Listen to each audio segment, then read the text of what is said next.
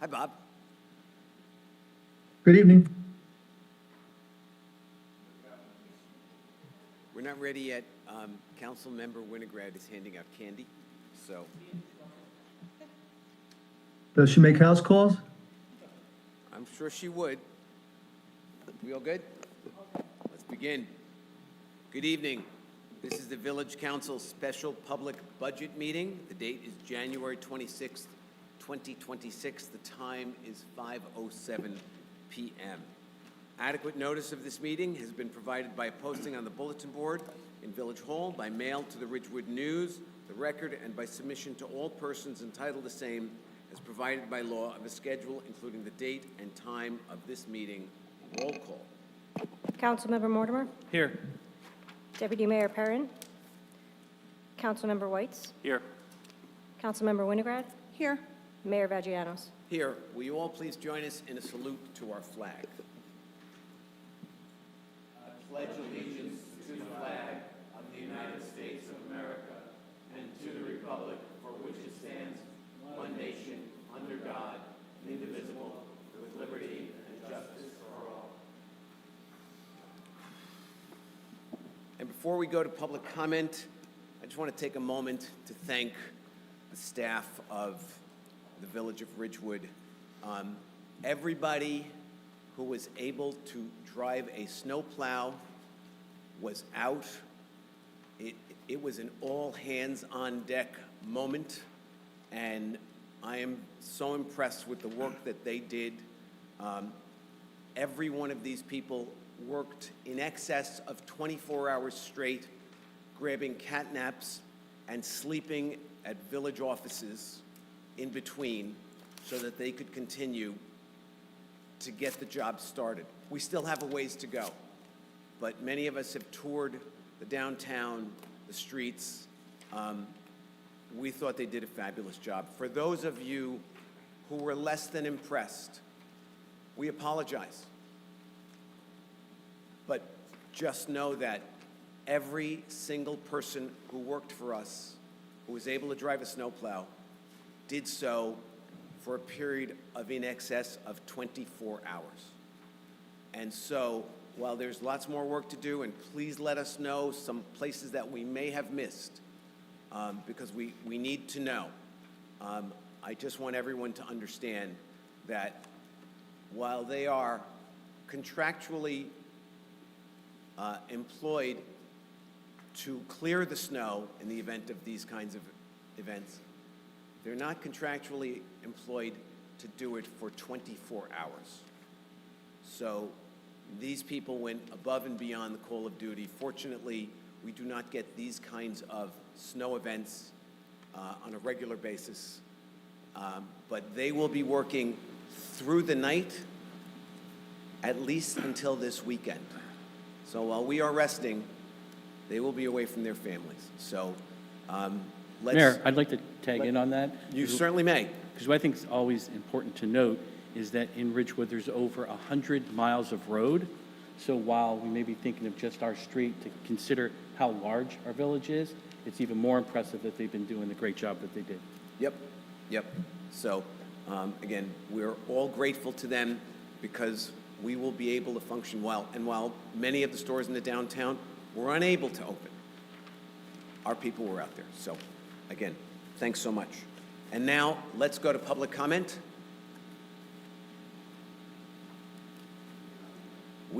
I know we have one person who is trying to raise their hand, Ann Loving, who texted me. Can you find her? If not, I will put her through on my cell phone.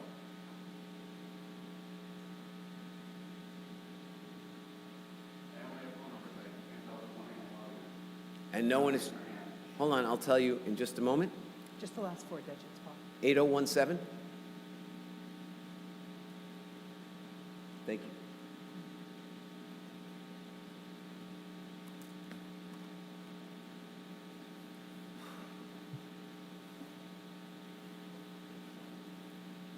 And please unmute.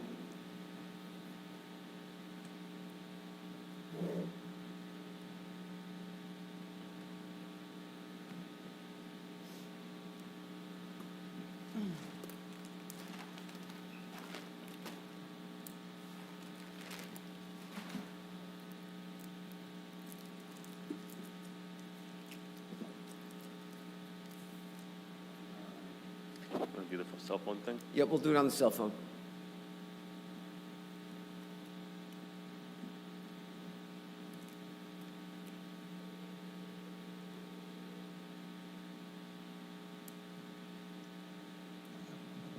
Hello? Good evening, Ann. We're having some technical difficulties, but I've got you on my speakerphone.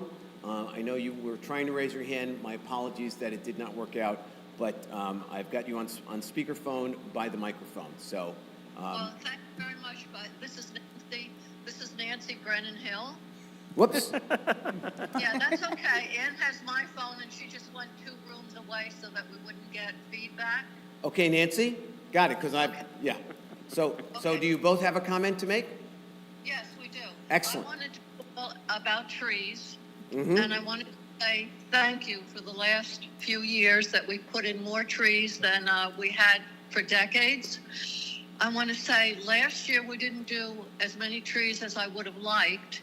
We only put in 120, and that was because we waited for people to request trees.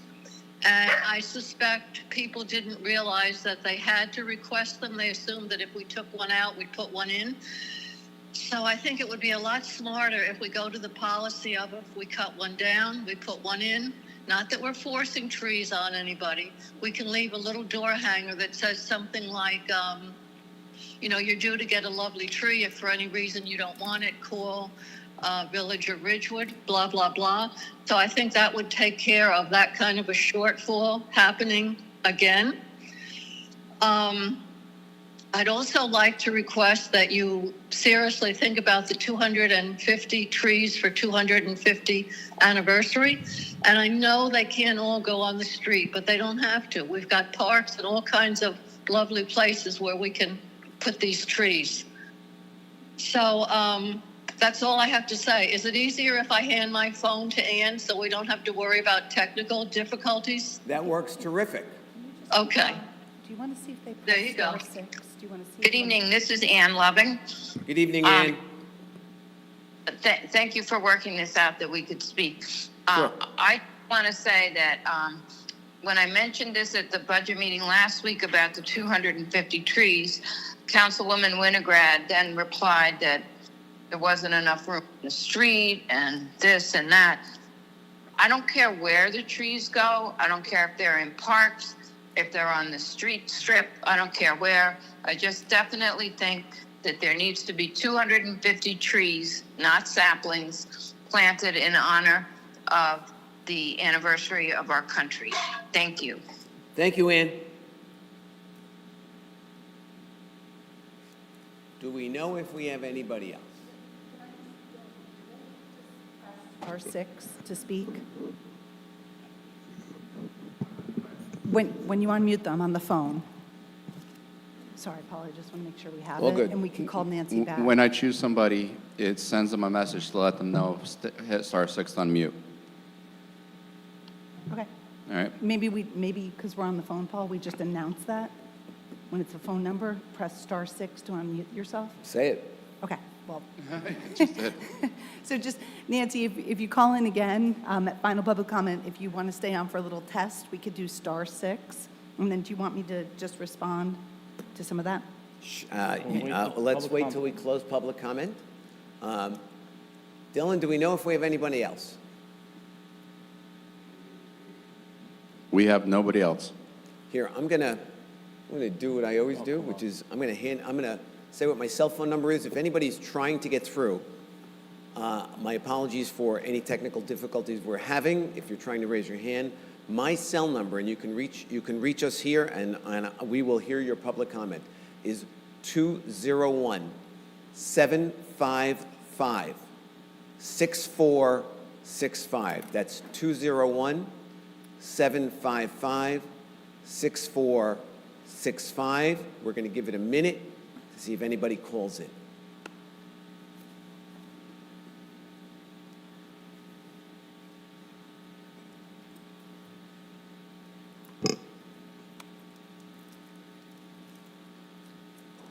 Should we go out and make snow angels while we're waiting for? We could do that.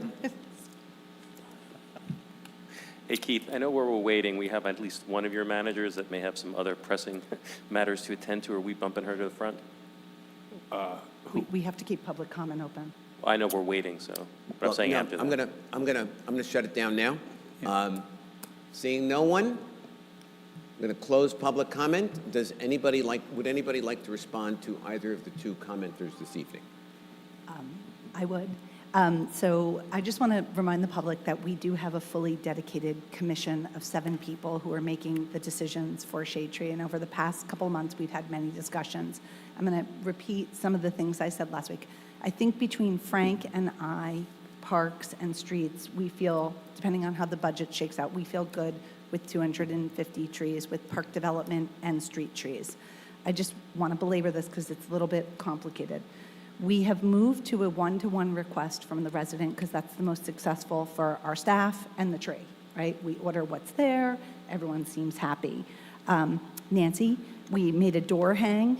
There's a proof if anybody on the council wants to see it for when a tree comes down. We want to engage with the person right away. We have a proof in Shade Tree, and that step will be coming probably this spring. And lastly, so I think between parks and Shade Tree, we'll get to 250. I don't see that as a problem, just not 250 street trees. And I think the entire Shade Tree Commission has this discussion. We're pretty comfortable with that. We all recognize the requests is the most beneficial. And if we want to amp up street trees, we have to amp up requests. And on top of that, we are hoping, because our school has been selected for next year, that Ridge proves to be successful. Ridge is our school for Adopt a Sapling, so if we do 250 between streets and parks and then have an extra 100 saplings, that would be wonderful for a year for trees.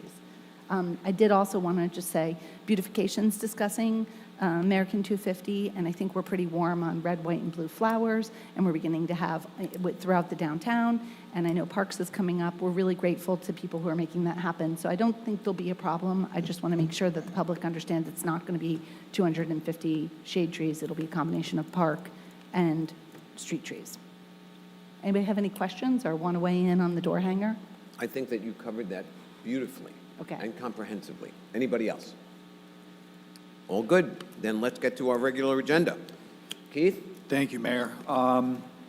Forgive me, but in light of the snowstorm and having most of our blue-collar supervisors scheduled to make budget presentations tonight, we completely rearranged the schedule as I announced it at the last budget meeting so that we could give those folks some rest and we could hear from some of the directors who were less impacted by the snowstorm. So at this time, we're going to start tonight's budget hearing with our municipal court administrator, Erica Will. Erica, if you'd come forward.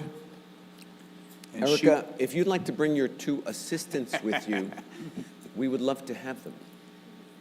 Just check. So Erica will be addressing the municipal court budget and also the public defender budget. And I've asked Erica to just give a quick synopsis for the council as a refresher and for the public as to the shared services agreement that we have in place with our neighboring communities as it pertains to the municipal court. So Erica, if we could start there, and then we'll transition into salaries and wages. I'm sorry, just one quick question. Is the defender budget in here? Are they mixed in somehow, or? The public defender? Yes. It's at the bottom of the municipal court sheet. Oh, I see. Thank you. Okay. So as you know, we're shared services between Glen Rock and Wyckoff, so I cover all 3 municipalities. Erica, if you could speak into the mic, you can just, adjust it. You got to get a little close to it, so. It's on. You're on. Okay, so as you know, or some of you may not know, I am a shared employee between Glen Rock and Wyckoff, so I cover all 3 municipalities, Village of Ridgewood, Borough of Glen Rock, and Township of Wyckoff. In doing that, we share some other employees. All the finances are completely separate, so I handle 6 different accounts. So each municipality has their own accounts and are presented to each municipality accordingly per month. Erica, could you just quickly review which employees are covered as far as compensation by each municipality? Sure. On Ridgewood payroll, you have 2 full-time deputies. One deputy, Christina Fredette, she is in the Ridgewood office full-time. My other deputy, Lisa Solikowski, is full-time in our Glen Rock office. She primarily covers Glen Rock and Wyckoff functions day-to-day.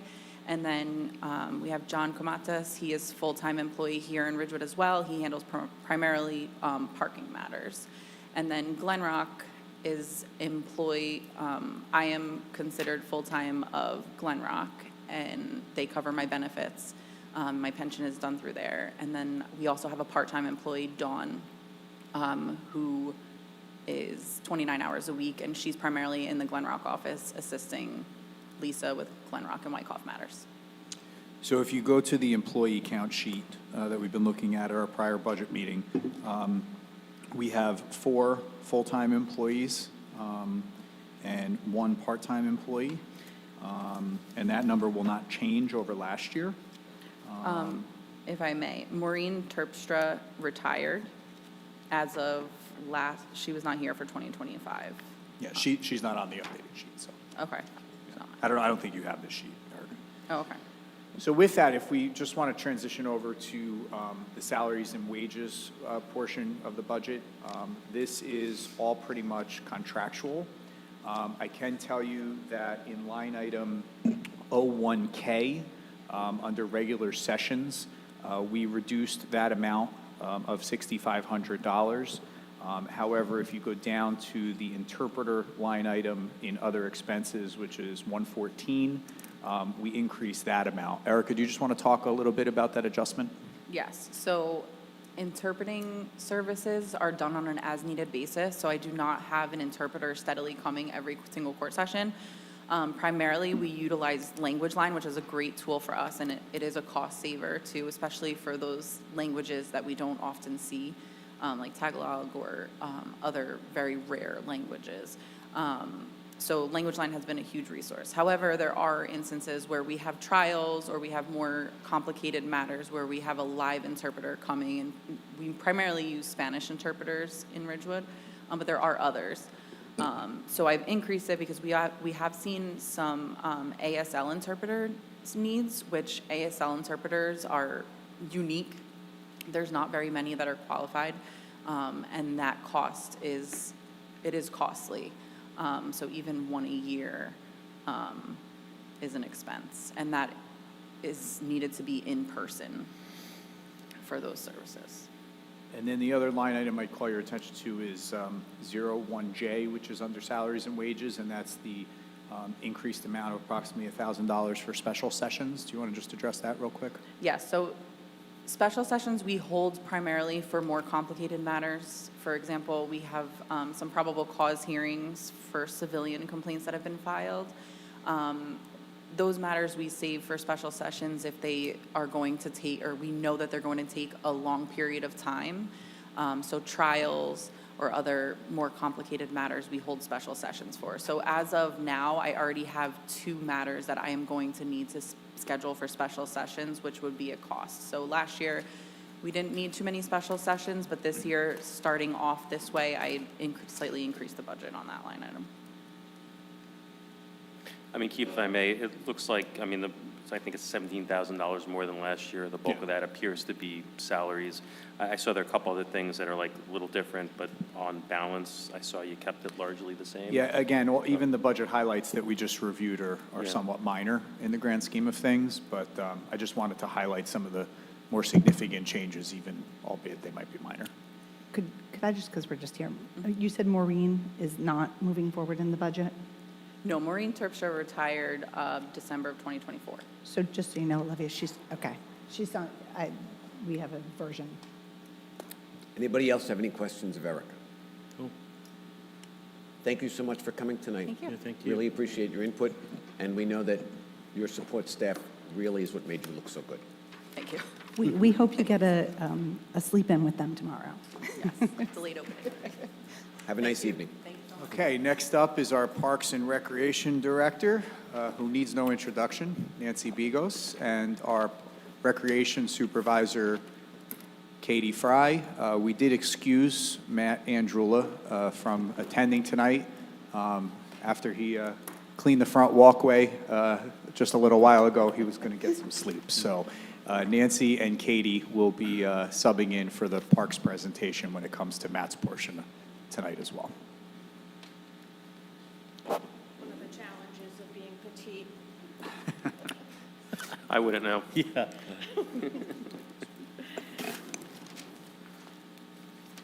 But we had a comment last time, can you both just introduce yourselves? Good evening, Mayor and Council. I am Nancy Bigos, Director of Parks and Recreation, village employee of 33 years. And I'm Katie Fry, the Recreation Supervisor. Welcome, Nancy and Katie. Thank you both for being here tonight. Thank you, Mayor and Council, for the resources and the support for the department to excel at our work this past year. I am truly grateful for the leadership of our village manager, and for my liaisons who spend a great deal of time meeting with us on a monthly basis, attending meetings, and mentoring us as to where our goals and objectives should be. We have been challenged this year with additional projects, grants, programs, new policy, but these challenges have made us work harder. We have achieved more, and I am proud of the accomplishments of my department and my staff. When we look at the budgets, as requested, all operating budgets have remained flat. And then we have done some readjusting to line items within those budgets so that we've changed numbers back and forth, but stayed with the same bottom line, with the exception of salaries, which is always a challenge, and we'll address that. First, I'd like to review with you the Parks Division budget. Currently, we have 3 open positions, 3 resignations that we had at the end of last year. We are currently interviewing for those positions, and those would be replacements. The salary in that line item, the overtime, is higher than had been awarded in the past. That is due to the emergency calls that we've had in place, added special events, tree emergencies, Saturday concerts, Easter in the park, that type of thing. Nan, if I may on that? Sure. Obviously, we can't predict call-outs, especially when you have downed trees and what the tree folks need to do to address those emergencies. But that overtime budget has increased over last year due to the additional events, primarily that are happening at Venice Square. The cleanup activities that need to occur after certain activities are held there, in addition to other support that they've provided for different activities throughout the village. So we really do feel that in an effort, especially to keep Van Ness clean after these types of large-scale activities down at the park, that we do need to make an adjustment to be able to provide Parks Department support, sometimes before, but certainly during and after each of those events. So moving on to recreation. Once again, the recreation percentages and our OE has remained flat, with the exception, again, part-time salaries, which would require an explanation, and Katie's got those documents and those figures to share with you. Temporary and seasonal, what I did and what seems to be working, especially with last year's formula, is I have taken everybody that is on our summer camp staff, which is the bulk of our seasonal and recreation, what their wage would be this year. Last year, nobody did have an increase and minimum wage did go up. So this year, there's the minimum wage increase and then a slight increase for our people that have been there and are moving up into different positions, maybe from assistant to head counselors. Took their hours, multiplied it times 175 hours that summer camp runs, added our preseason hours, and then also deducted what it would, what the average absences are for vacations, sick, and came up with a number that is slightly more than what we spent last year, but the number for those 175 hours, if every single person worked every single day, we had perfect weather, perfect attendance, it is a little bit less than that. So Katie, let me just stop you right there. Nancy, can we finish the parks budget first? Okay. And then we'll go into recreation, because the line item she's referring to is in the recreation budget. And I just want to finish out parks before we move on to rec. Is that okay? I didn't have anything else to bring our attention to. Okay, I just wanted to open it because they have to Okay. go to a different sheet. Okay. So I just wanted to ask the council members, are there any questions on the parks budget piece of this? Yeah, I have one or two. So I do know that I think you're up by, on, your budget, you're less than 4%, which is all salary, which is great, and appreciate you keeping us flat. I know that you said we have 3 workers who we need to replace that you're interviewing. Are those going to be full-time or part-timers? Full-time. Can we get away with part-timers? No. No. So these are positions that have been vacant for some time, and we have been challenged in trying to recruit tree maintenance workers. The salaries in the private sector compared to the public sector when it comes to tree maintenance workers are apples and oranges, and it's been hard to recruit those people. So there is a chance, depending on how the application process goes, that we try to fill the parks position, which is more of a laborer position than a specialty when it comes to tree maintenance, that we fill that position. And if we can't find 2 qualified candidates for the tree maintenance position, we may move that money into operating so that we can call on private contractors to supplement that lack of personnel in the Parks Department. So this is still fluid. I know Nancy's been monitoring the influx of resumes to see if we have qualified candidates, but that one section could definitely change before the budget is introduced by the council. It may be moved over to operating in order to pay for professional tree contractors. So I'd love to see the numbers on that. I mean, I'm very cognizant of adding to the full-time force just because of how expensive healthcare and other benefits have become. I'd be amenable to even looking at hiring more than 3, but do the part-time as opposed to full-time, so you get more bodies, just less hours per person. Certainly, if there's the ability to outsource some of this at a similar price point, I'd also agree to that. But I do think we have to deal with the realities that bringing full-time folks onto the payroll is getting increasingly more expensive, and we've got to come up with ways to not continue to grow, or even not just not grow the size of the village, potentially look through attrition to see if there are ways to bring down our overall full-time headcount. Yeah, I agree with that philosophy, and as I shared with you when we looked at the totals for the employee count at the last budget meeting, there's no doubt that we, as an administration, clearly recognize the cost of health insurance. The problem is if we can't recruit tree maintenance workers, offering them full-time salary, a pension, and healthcare benefits, we're sure as heck not going to be able to recruit tree maintenance workers on a part-time basis. So I think the choice here is that we review these resumes, determine if we had qualified candidates that we want to give a shot here in our Parks Division. And if we don't, to your suggestion, Councilman, move that money over to operating and be able to supplement it through privatizing it, because we can't find the men or women to do this work. We also, I just want to make the obvious. So first of all, I fully support the tree maintenance because this council's planted more and more trees, which ultimately need more and more care throughout their life. Storms like Superstorm Sandy, we haven't even begun to replace all those trees, and that the deferred maintenance, Evan, is like a big problem. So when we take it and we outsource it, let's just say we in-house would be $10, just in the short term, it'll be like $25. That's less trees that we can plant. It's very much a specialty, and it's a hazardous job. It's dangerous, and if we don't deal with the deferred maintenance, there can be liability issues. And I know Nancy's, I believe we had 1 to 1.5 of these positions last year, and now we have them open again. They're hard to fill.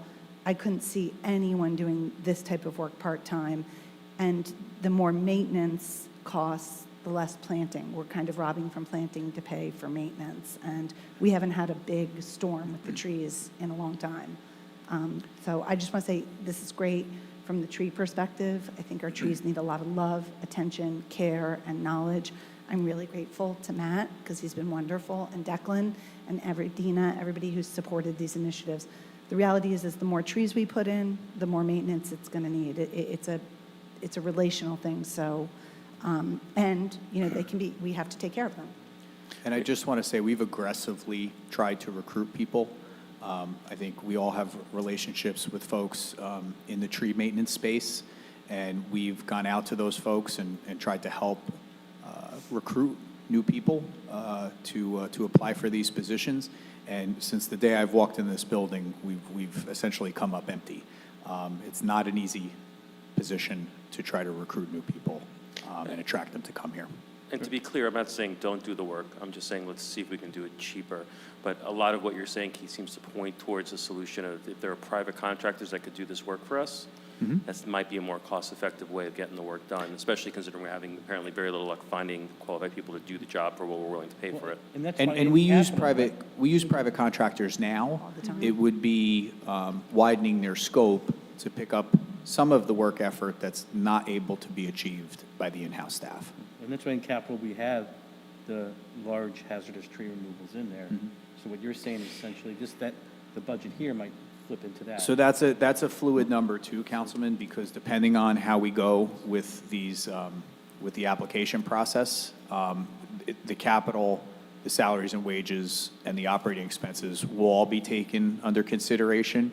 And between Nancy and myself, we'll make a decision as to how we recommend the council move forward with introducing that portion of the budget.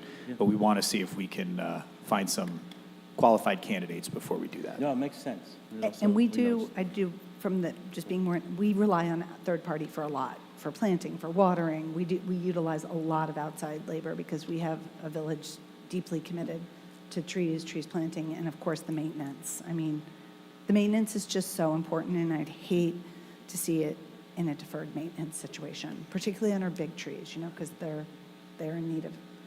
Moving on from trees, I do have a question on line 29, other contractual services. That really popped up. I'm just curious what that covers. Other contractual services is those types of services where we need to hire fellow professionals. So if we would do invasive species and an herbicide within our parks, we would have to subcontract out for that. Is there something planned that made it bump up, or is just So rates gone to be up? honest, I need to be able Yeah, to and go I'm to. So on sheet 29, Yep, I want there it. was a department cut that was made last year in the amount of $22,000 from this line item. That was a decision that Mr. Rooney and I made prior to introduction of the budget. What the Parks Department is requesting this year is that those dollars that were cut during the '25 budget be restored. So as we get through this process and we start to finalize our revenues and our year end for 2025, we'll make a decision as to whether or not there is an adjustment that needs to be made. But that is a restorative cut, which would take the department back to 24 numbers. But to answer your question, Councilman, the dumping fees for the logs, chips, et cetera, are in other contractual. The irrigation for our maintenance of all of our fields, lawns, and open space is also in that account. The GPS system that we have online is within other contractual. Our turf grooming and our herbicides for professional applications beyond what we do within our staff is all covered under other contractual services. I love the term turf grooming. So those were the numbers that I said to you that those were the only changes were in those cases where I'm looking to reinstate or requesting again the funds that were cut from last year. Gotcha. Thank you very much for the explanation. This is, to make my joke, this is where we put the goat. That's how I was going to Any other questions on the park side of things? Let's go. Let's move over to the recreation budget. I shared with you that the figures remain flat. So if there, unless you, and Katie gave the explanation regarding part-time salaries. I don't know, council, if you have any questions. I have a comment. I think it's important to note of how steady employment has been at Graydon the last few years, that we haven't had a deficit of lifeguards and things like that. So for that, I say congratulations and commend you both for that. I mean, I just want to say, awesome on the budget, awesome on everything. Thank you for everything. So I just want to do a little, go back to Katie's prior comments. This is line item 013 under salaries and wages on the recreation side. Do we have any questions about Katie's rationale as to how she got to that 221,600 number? Just want to make sure we vet that in case there's any questions before we move on. It was basically, you did the worst-case scenario, and that's how you came with that, but then there's... I thought it was the best-case scenario. Best case scenario would be 30 days of sunshine with all 80 people showing up to work. That number is not in here because that is fantasy. We know realistically that somebody's going to go for their driver's license, somebody's going on vacation. 4th of July is on a Friday this year, so you know they're going to take Thursday. So we know that there will be people missing. And there's going to be a couple clouds in the sky. And I do want to note that on 013, if you look at the amount that was appropriated for temporary and seasonal and the amount that was spent last year, the reason that is because there was a discussion between my office and Parks and Recreation about limiting the number of summer campers based on what we had appropriated in last year's budget. And we made a determination that if there was an interest by families in Ridgewood to sign their children up, that unless we did not have the physical capacity to accommodate those families, that we would continue to accept registration. So we knew that we were going to exceed that 168 based on demand at the summer camp program, and we made the determination that we would reappropriate monies from other parts of the municipal budget to make sure that we accommodated every family that wanted to join our summer camp program in the summer of 2025. So that is the reason that there's a disparity between the 192 and the 168. No, that's the right call, Keith. Yeah, right decision. Good? Everybody good? Any other questions on salaries? Nope. Okay, you want to go down to operating expenses, Dan? For, Recreation. I'm flat, sir. You told me to keep it even. It's even. $900 over last year, so I can't really fault you there. Any questions about any of those line items from 021 down to 29Z? I'm good. Okay. No. All right. With that, we're going to move to Graydon. Again, stayed within our 2%, moved some figures around. Some of our accounts are a little bit more, maybe spending more in printing and binding just to be able to get the word out, but then cutting in other areas.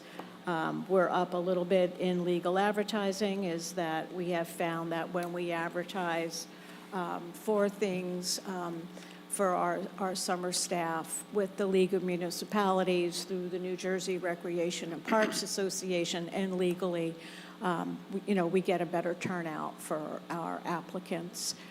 Katie has slated March 12th for 16th for our seasonal summer employment fair again this year. Great. I like flat, less 2%. Good. Flat. Any other questions on Graydon? Let's go. Okay, then we'll move on to the Ridgewood Beautification Team.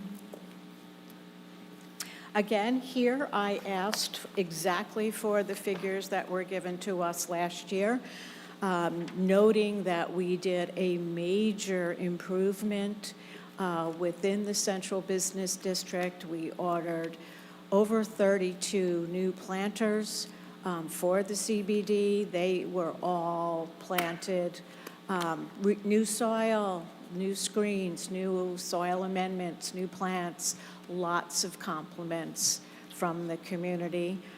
So we're asking for that again because we'd like to be able to do the west side of the village and then also be able to start and upgrade some of our other facilities, utilizing the old planters, maybe to bring some to Graydon Pool, bring some to the outside of Village Hall, to continue our beautification efforts, recycling what we've had in the past and be able to move forward. And who actually does this work? I know you have one part-time salary listed here. Is that an existing employee that we pay extra money to, or you actually bring somebody on? It's a watering thing. So, Is that what that thank is? you, Evan. That's a great question. Probably about 85% of the work that's done in this group is through the volunteers of the Women Gardeners of Ridgewood, the Conservancy for Ridgewood Public Lands, and volunteers that come forward and order these plant materials, design the plants themselves, and then in May, we do a major planting for not just the containers, but also the hanging baskets within Van Ness Square. So 85% of this is volunteer. The figure that you see there is for watering and then maintaining the plots, the planters once we get the program up and running. So that's June, July, August, September, into October. The plants need water. No, certainly if people are willing to give up their own time, $25,000 is a valid investment by the village, so agreed. Thank you for that. I just want to also, in addition to their time, there's been significant contributions this year that Nancy's helped get. We had the corner of Tostique, which was donated, which was wonderful, which was tens of thousands of dollars. We are lucky on beautification that we have 3 residential landscapers who work with us, and they share for free all their talents. We're hoping to get another corner, and our interns offset $3,500 of the planters, and we received 4 planters for the corner that the bus station's on. So that should make Evan happy. That's like 7 free planters, and these things are very expensive. So I want to thank Nancy and the staff. I do think it looks better. And like I said, we're going to commit, as long as they're drought resistant and not like going to burn up, to red, white, and blue. And I want to thank the Ridgewood Beautification Team, the Conservancy, and of course the women gardeners who pretty much run the whole show. You don't mess with them. I'm so happy to hear about all the volunteers. I would like you to tell me the names of the 3 residents who are professional landscapers. So the ones on the team, Blythe, and she is the first, I don't remember her last name. RNS. RNS, and she did Tostique. We have Mike Charlton, and I think Christopher Monday is the 3rd professional. The residential tree expert, just on shade tree, we try to make them appointed, is Adam Brown. So RNS Landscaping, and what are the other 2? Ramundi. Ramundi? Chris Ramundi, And I don't know his Tarleton. company's name, and It's then Mike Ramundi, Charlton. I believe. Chris Ramundi. Ramundi Landscaping, and what's Yeah. the 3rd one? Mike Charlton, And what's the name of his company? Tarleton.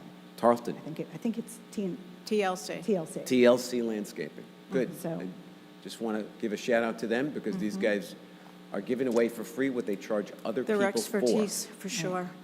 So we're especially grateful to them. We are. I am. Okay, let's move on. Anything else on Ridgewood Beautification? Ridgewood Community Center. So next, I'm really excited to share with you, under the direct leadership of Gwen Hauk and her negotiations through the Community Center Foundation, the Village of Ridgewood soon will be a grant recipient of $251,000. This is just a monumental achievement. I can tell you many, many, many, many hours of meetings and tweakings and understanding the need of our residents and the desire to have a community center for not just our old residents, our elderly, our mature, our senior residents, our maturing residents, but also for our youth and also for our employees as a community building facility. So Gwen will be presenting this to you on Wednesday evening during our council meeting, along with the grant agreement of the $251,000 for facility renovation here at the building. So as part of that agreement, we consented that we would provide $75,000 worth of staff to help run the programs in the newly improved community center. So those numbers are reflected in this year's budget. When the agreement is presented to you on Wednesday night, you'll find that that is a 3-year commitment that we're making as part of the grant agreement. We did have extensive conversations, Nancy and I, to her credit. She fought her position hard. But we moved all of that $75,000 into part-time salaries, at least for the startup of this. It's something that we can certainly, and I committed to her that we would discuss again going into next year's budget as to whether or not we should modify any of that $75,000 to reflect any full-time employment, and that's really going to be contingent upon needs. Once the community center is upgraded and we're at full programming, we'll make a determination what our staff levels look. But as a way of meeting our end of the agreement, the $75,000 is in full in this year's budget. And that's, again, the commitment is for 3 years in order to get to $251,000. $75,000 for each of the 3 years. How many employees does that get us part-time? Probably 3. That was the number that we were aiming for. In addition to Deanna, who's already full-time Yep, I and saw her on that. is running our programming today. And provides a valuable experience to the 25% of our population that's over 55. Paul, come on, this was yours. You got to give it a little I'm bit. coming. I was waiting. And just to set expectations for Wednesday night, we'll have a brief presentation from Nancy and Gwen Hawk, who really helped facilitate this grant award with the folks over at Ridgecrest. And then I think the last item on Wednesday night's agenda is discussion about the accepting the donation. And then that'll be reflected on the February 11th council meeting to formally accept. And then we'll be off to the races working with an architect to redesign the space on the lower level of this building. Nancy, it was about a year ago in this Yes, sir. room. February 9th. At these very meetings that I challenged you to begin a premier senior community proposal. Yes, I remember well, sir. And I am so proud and so impressed with you and your team who worked tirelessly to make this a reality by this year's budget. I can't tell you how excited I am about this. You know, our seniors, they put a lot of money into the budget, and they don't get as much back as those who send kids to school. This is a pittance that we are helping them with, that I hope this will be a regular place for them to come on a daily basis. I know that that is the goal, and I want to thank you personally for making this a reality. My pleasure. The department and our staff, we all believe in this. You know, this is a long time coming to our community, and there are many, many people who have rolled up their sleeves and put in their time and their energy into making this happen. So it is a community effort for sure, and something that we really look forward to bringing to fruition. Gwen's already texted me today. We've got a meeting with the architect set for next week. I am so excited. I want to thank Gwen, who just, you know, I sit on this board, and I think I might be able to get us a grant. I want to thank the Ridgecrest Foundation, because they're the providers of the grant. I want to thank the community center board. I will tell a brief, funny moment of when I remember when the Ridgecrest Foundation board came in, and there was this presentation that was prepared in earnest and in detail, and the look on their faces was, I don't know why you're doing all this, because, you know, we're good, we're fine, we're ready to give you the money. Everybody was rowing in the same direction on this one. So, like I said, I'm very, very excited. Thank you so much. And Anything else for Parks and Recreation? I think we're good. Yep. Thank you so much. Capital? Oh, yes.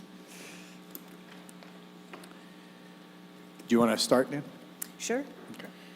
So in looking at our priorities for our capital budget request, what I do want to share with you is that most of these items that I am proposing and requesting from you are have to do with an aging infrastructure.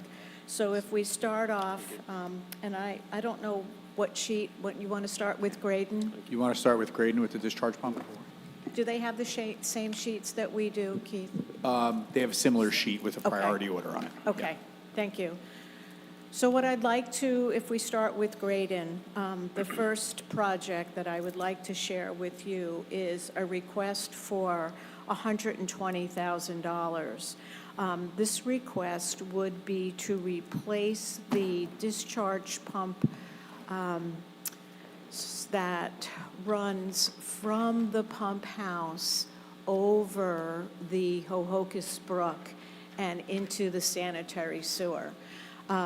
Several years ago, probably about 10 years ago, under the guidance of our village engineer, we were able to take the discharge water from Graydon Pool and put that into our sanitary sewer. The system is operational. Last summer, we discovered a couple of leaks in the pipe. They've been repaired, but in doing so, I wanted to be able to bring to your attention that they are aging and we should replace those.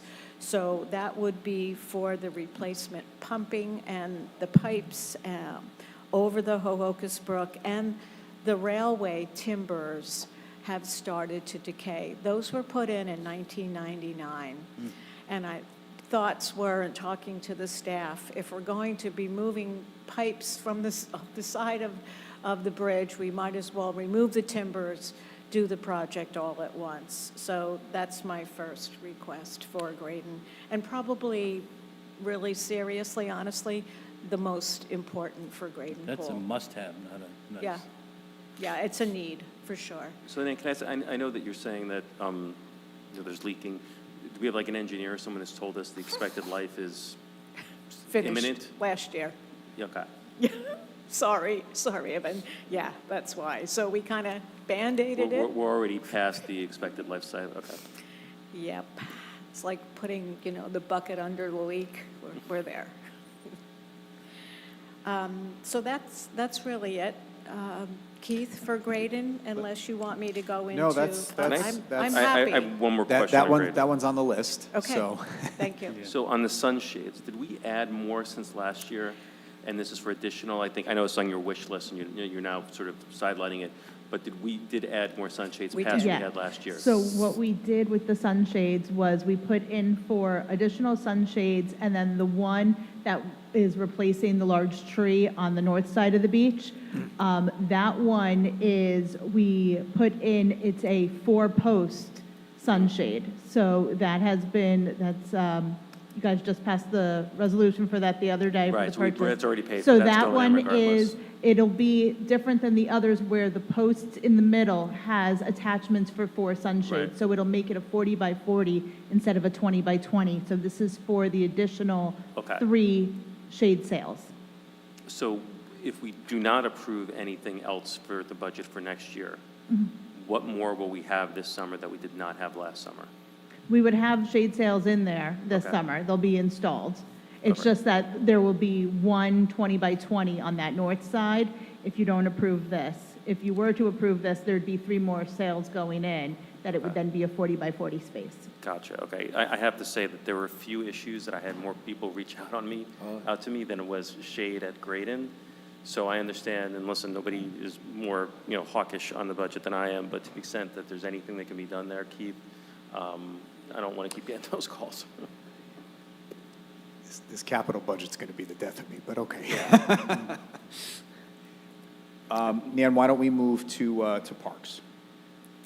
So within the parks budget, our number one priority in listening to some of our residents would be the tree planting within our municipal park properties. I am requesting $100,000 for this, and I would like to be able to be planting within all of our larger municipal park properties. Over the last at least 25 years, we haven't put any trees within our park properties, and I've lost some due to the emerald ash borer, some just from aging. Graydon really has suffered. Some of the old sycamore we lost off the island. There's that aging tree canopy also affects our parks. And then also Habernickel. I don't know if you know, we've got a beaver up at Kings Pond that has. That's awesome. No. No, it's not, because he loves those new saplings that we put in about 8 years ago At Kings Pond. at Kings Pond along the walking path. So I'm going to have to replace those, and also some trees for the Shedler Park property. We need to get some photos of the beaver. Dan, can we Cool. move to residential? Sure? I do think this is great. I do want to say that we have put just memoriam trees have gone in, and anytime shade tree had an overage like we did, we're putting them in parks. But I fully support more trees in more parks, particularly because when we see an absence of shade, particularly around Graydon and our recreation, we hear many complaints about that. So the request from the Shade Tree Commission, once again, would be for the $160,000, and that would be for that 120 residential fall tree planting program that we have done religiously for at least the last 6 years. And then you'll see a line item for hazardous tree removal. The request is for 210. That number is fluid, contingent upon the earlier discussion about the tree maintenance workers and being able to recruit those bodies. So that number will be refined as we get closer to budget introduction. With respect, I would like to explain to the council that we have reached a place where we have some really large, hazardous, dangerous trees within our village. Those that we have to bring in an outside company to take care of. Those all require crane work. They required extended balancing or stabilizers on their tree removals, on their cranes, larger equipment, and more staff. With the 3 full-time guys that we have now, this is out of our realm. So for safety and liability purposes, I'm definitely requesting some assistance in this hazardous and large tree removals. Maybe we could get the beaver to be an employee. Nan, so there And then- were, I'm sorry, go ahead. No, go ahead, Nick. there were a couple of residents who were asking for trees for, and I'm curious, the 160 in the shade tree and 100 in the parks budget, how many trees is that going to get us?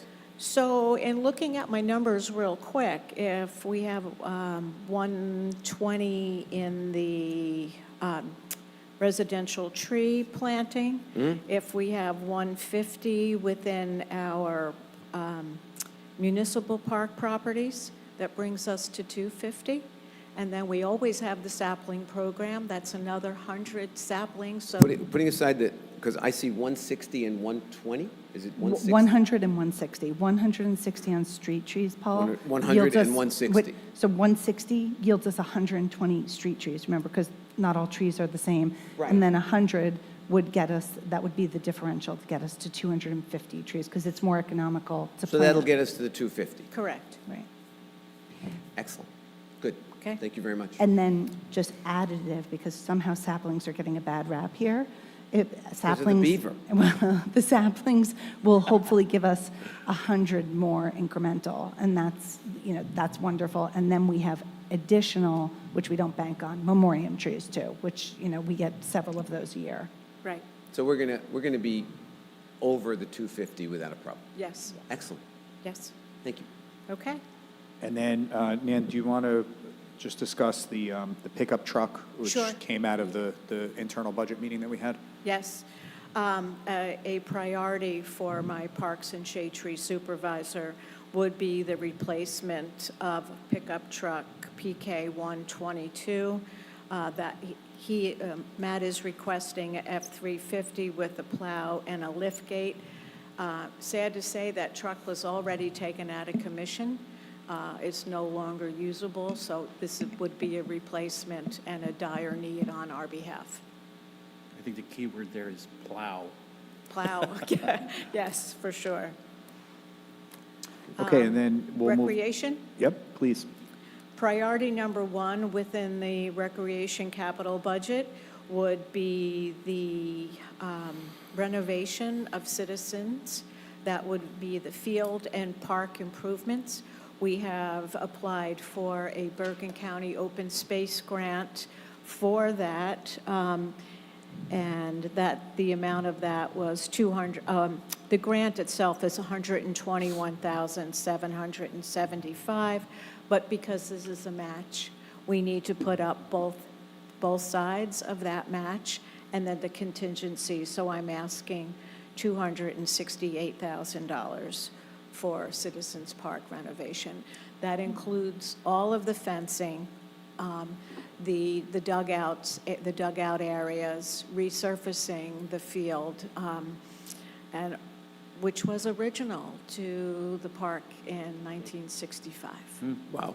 Yeah, we haven't touched. We got our money's worth out of that, Certainly did. but it's time. But it's time. Yep. Good. Thank you, Nan. And then do you want to just speak about the tennis courts? I'm actually okay.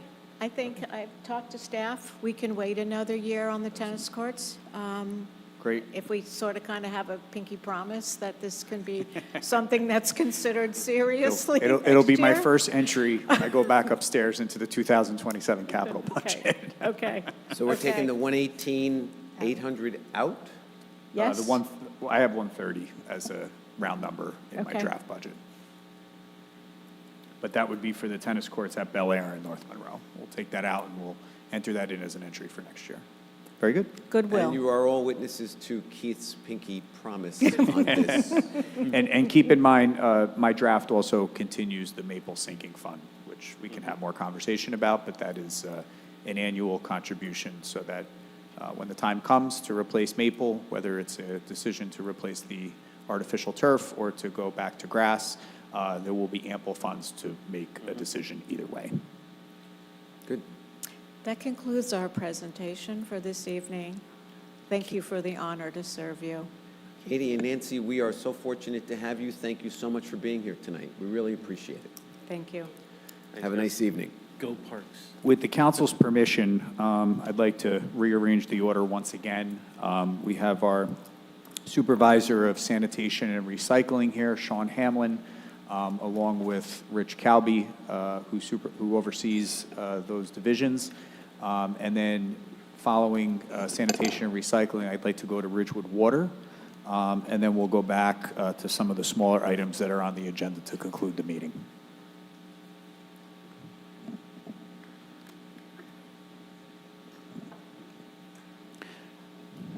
Rich filed a grievance over the time assigned to tonight's meeting, so we're trying to make up for it. Sean and Rich, welcome. Thank you for being here tonight. Good evening. Thanks for having us. Per request from last budget meeting, could you please both state your name? Yes. Sean Hamlin, Recycling Coordinator, Supervisor of Sanitation. Operations for the Water Department, Sanitation, and Recycling. Could you say that again? Your mic wasn't working at the beginning of that. It's good now. Richard Calby, Director of Operations for the Water Department, Sanitation, and Recycling. Thanks, gentlemen. Thanks, Richard. Sean, are you okay to start with recycling? Sure. Operating? We'll start with salaries and wages, just to go in order of the spreadsheet. Gotcha. Sanitation or recreate or? Recycling. Okay, salary and wages. I think we only have one thing that came up, and I'm not sure it's in my copy of the budget. My assistant recycling supervisor is going to be retiring, Moses Barona, and we'll be needing to replace him. I don't know what kind of salary change that's going to be. So if you look at the recycling 2026 tab, which is behind the summary sheet, you'll see that Moses is listed first. We're looking at, as Sean mentioned, a retirement there. And then we've added to the bottom of that a recycling laborer position. That would be his replacement.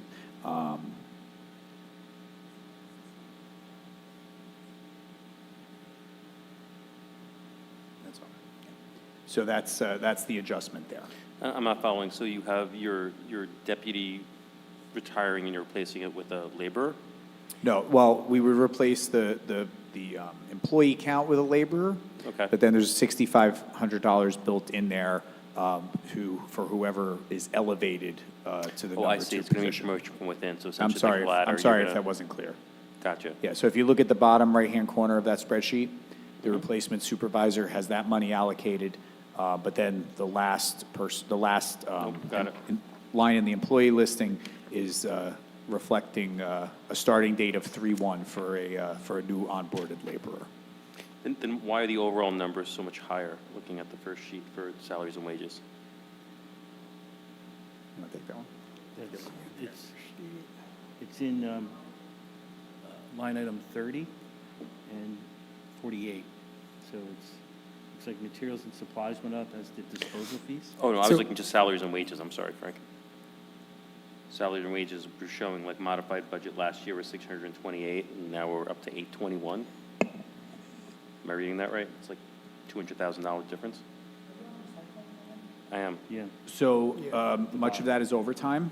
If you see, there's a significant adjustment in overtime over last year. And then you also have the line item to restore the 16,289 in uncompensated time. So, Sean, I don't know if you want to expand a little bit on that from an operations standpoint. So we did have to add some holidays in for overtime that wasn't included in last year's budget.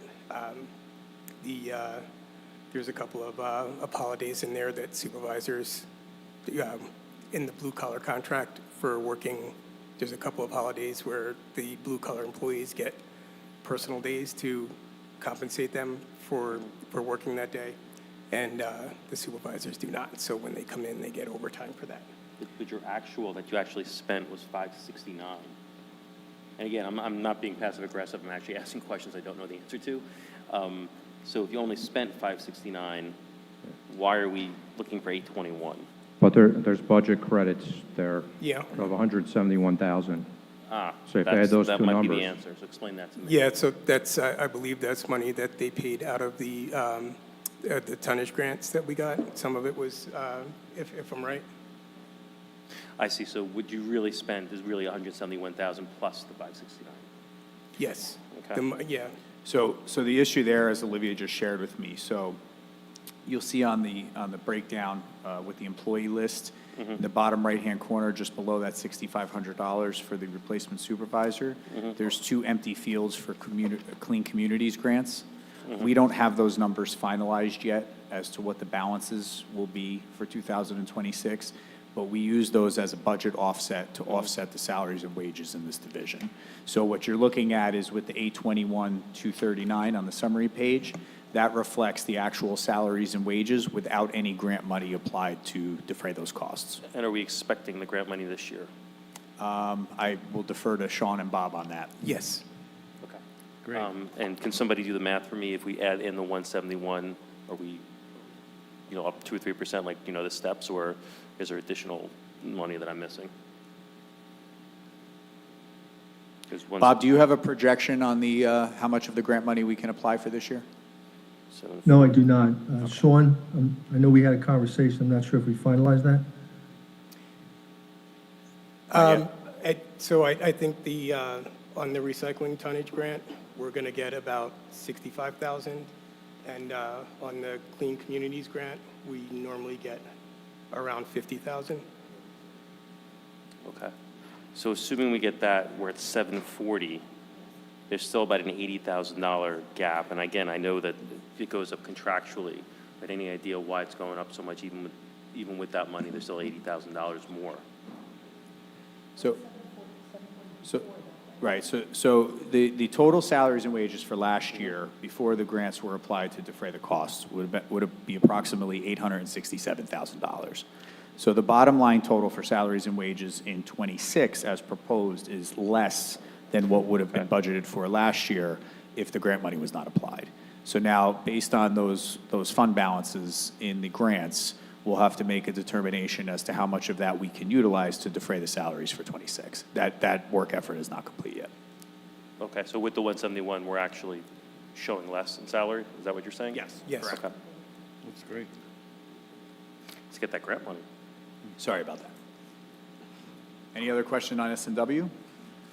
On item 30, which is the materials and supplies, are we getting grants there as well?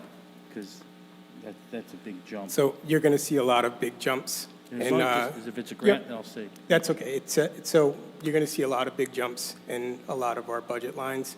And part of that is because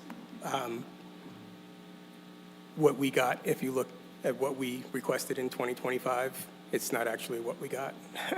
It's because some of our stuff was paid for out of the recycle trust this year, so that line item was a lot lower last year, but we still have to request that amount this year. I don't know if we're going to get another grant? No, it's not another grant. It's just that we have a recycle trust. Will the recycle trust go in this year, and it's not calculated yet? That's not up to me. That's where we just put the numbers in that we're going to need. If you look at what we asked for last year, we only asked for 2% more this year. But what we got last year in the line item didn't reflect what was in what we asked for. So just to give some context here, so last year's budget, there were some discretionary cuts that Mr. Rooney and I made. I think I referred to one of them when we were talking about the parks budget, and that was to get us where we needed to be below cap and to meet the expectations as to where we wanted to be on an overall increase. That being said, some of these numbers that are being presented to you tonight are restorative. That doesn't mean that they survive the final cut, but they are restorative. The other thing that I want to point out, and I think it's important, is that some of these line items, are defrayed by a variety of different grants, as we said with the salaries and wages. So depending on how Bob rounds out the year-end numbers for 2025, both on the grant side and on the revenue side, will determine how much of those dollars we can defray when it comes to the construct of the 2026 budget. So we don't know those numbers yet. Our year-end numbers are not complete, and our revenue numbers are not complete, so we won't be able to apply them and share those with you until our last budget meeting. Okay. Yeah, because I look, Frank makes a great point. I mean, on its face, it's like a $200,000 increase, so I get it that there's some grant money there, but obviously that's going to kind of factor how we look at this. Right. Sean, I do want you to talk through, though, the realities of the disposal fee issues that you're dealing with. I think it's important for the council and the public to be aware of that. That was my next question. Before we get to that, Bob, how much is left in the trust? And what was the drawdown last year? I do not have the amount that's available yet because we're still posting transactions to it. Okay. Okay, so on the disposal fees, last year we did make some cuts because in the beginning they asked where could we make cuts that, that they thought were viable cuts. One of the things we cut back on last year on our budget was the disposal fees because we were going by the first 3 months of 2025, which were very good for us. We didn't end up good. The price of commingled went up significantly, and what we normally get paid for cardboard and paper, it wasn't offsetting the price of the commingled at all. But the first 3 months, we actually made money, which would have been nice if we finished the year out like that, but we did not. And the cost of commingled is projected to exceed $50,000 based on the current market and disposal fees for us this year. So we are asking for more, and again, what we're paying for, what we're being paid for cardboard and paper is not good, and I think we have to be prepared for the fact that everything might be paid for moving forward in 2026 until the market gets a little bit better. So if everything is a fee and we're not getting any money back for anything, then that number has to jump up a lot. Got it. The market has changed, and yet it's still significantly less than it would cost to throw it in the landfill. For paper and Sure. cardboard, but not so much bottles and cans. But we're required to. Yes, we are required by Recycle. law to do it, so Got it. Thanks, Sean. you're welcome. Anybody else? We're good? Okay, we'll move to sanitation.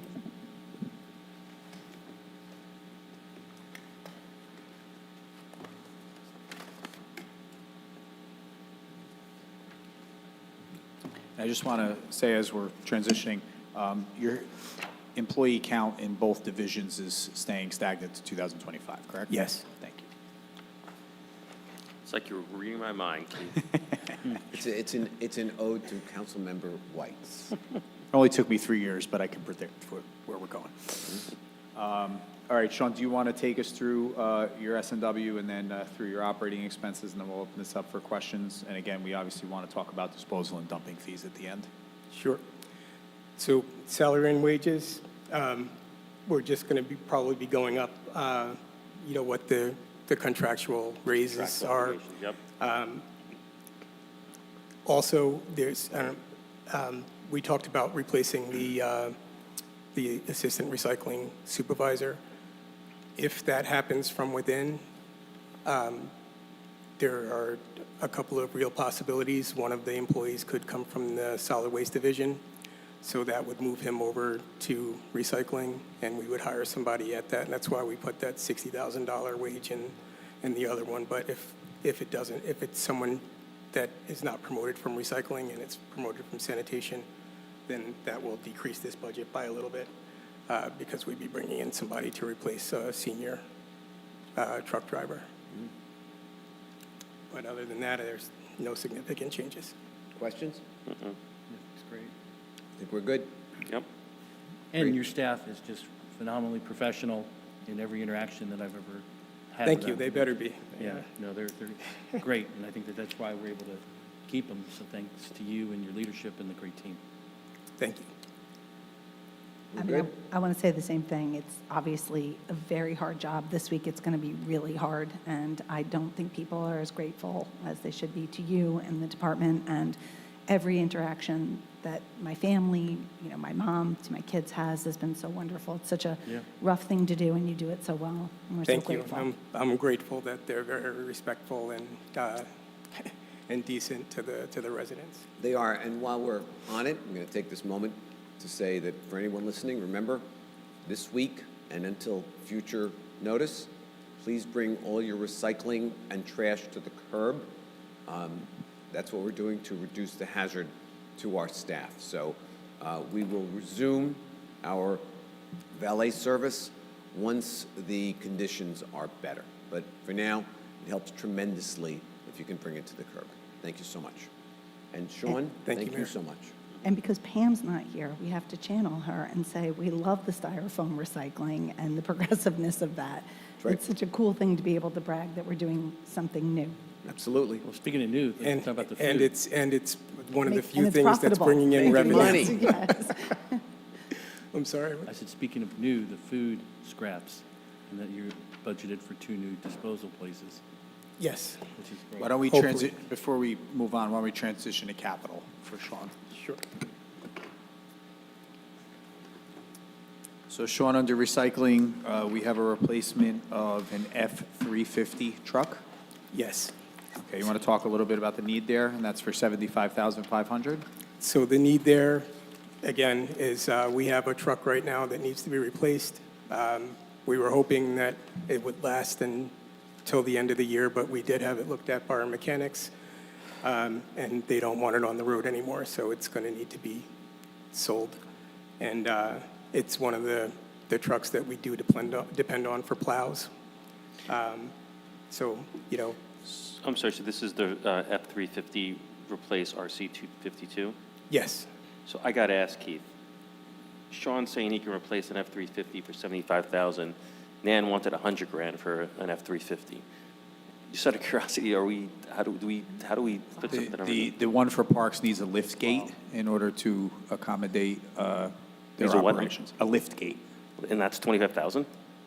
I don't have the quote in front of me, but that's the number he provided to us to prepare the Well, budget. yeah, but I thought Well, this one's was- gonna have a plow. Yeah. So this one's getting a plow mount, but it's not getting a plow. We already have the plow from 252. But even then, I can't imagine it's 25 grand. I don't know, maybe we have Sean bid out all our Ford I will, And trucks they going also, forward. to be fair, I got these quotes from Mike last year, so Nancy may have updated quotes. I So- have every faith and confidence in Matt Andrula, but I Same. will pull the quote and we will do a comparison. Okay. Anything else? That's it. And then on the sanitation, we have a Ford Maverick request? Yes. Okay. That's for Clean Communities. Right now, he's driving a 2013, actually, I don't think it's a 2013. Hold on one second, I think it's even older than that. This is the Maverick we're talking about? Yes. Okay. Um, Pam will be happy it's a hybrid. Yes. So will that be paid for out of the grant? Is that grant that big? When you say Clean Communities, or is it just because we have to reduce the emissions? I don't think it's going to cover the truck, no. I don't think it's going to cover the cover- truck. It primarily covers the salaries Just for the, those. just the operating? Yeah. I would Or love- just, yeah, it just covers the salary and wages. So, it's a 2006 Ford Ranger that we're driving around right now, and it spends more time on Anthony's lift than it does on the road. These requests are insignificant compared to your solid waste trucks. Which, Yes. and then do you just want to talk a little bit about where we are? And Rich, maybe you can help us along on this with the locker room projects, because I know that's a cross-department work effort with the parks folks. Okay. Yeah, that project's on me. Actually, proposals are due this week from an architect. We found that in order to make any improvements at the recycling center, it's going to be much more than we anticipated because we need to provide fire separation between the existing garage and the spaces that are occupied by the current workers in that space. So the architect that came out and looked at the site is sending me a proposal this week to do a preliminary concept of what will be needed to move forward with the improvements that Sean got funded in the previous two budgets. So once we have that proposal, we'll have a better idea of what our needs are with regard to the project? Yes. And hey, Keith, I know you've done a really nice job at sinking funds. Is there any thought to a sinking fund for some of those larger garbage trucks that we know will cost gazillions of dollars to replace? I mean, it's certainly something that we can talk about. I don't know that that's going to fit into this particular capital budget, but we can certainly talk about it as we go into 2027. I just had a locker room question, because when is it all going to be done, so it's nicer for you guys? Like, is there a timeline? Hopefully, once we see the proposal from the architect, we'll have to meet with the signal department, find out what they're capable of, and what we're going to have to contract out, and then we'll have to move from there. But I'm hoping at some point this year. I anticipate there's going to need to be some additional funding to make this project move forward. Additional beyond the fee of the architect? I think so. Okay. Well, I know so. So, but we'll have a better idea once they receive the proposal. Well, good luck. Thank you. Anything else for Sean? Thank you, Sean. Thank you. Sean. Have a Sean, good thank night. you so much. Good luck tomorrow. Always my pleasure. All right. And Mayor, with your permission, we'll transition over to Ridgewood Water, and then maybe we'll take a short recess after Rich is complete. I appreciate that because Sean drove me here, so. I like that, sharing vehicles. Yes. Good. Even better. And joining me is Bill Bierwas, our new Deputy Director. Good evening. Welcome, Bill. Snuck in the back. Okay, so Water Department operating budget. In terms of salary and wage, you'll see increases from the previous year, full and part-time. Our head count currently is 50 employees with 2 vacancies. We have a laborer position that's open due to separation with an employee. And then our part-time public works inspector is also still open, again, due to separation with a previous employee. We're proposing one new headcount for 2026. This is to fill a void created by the new IT structure with the promotion of Neil Galone to Director of IT, and subsequently promoting somebody internally to take over the GIS division.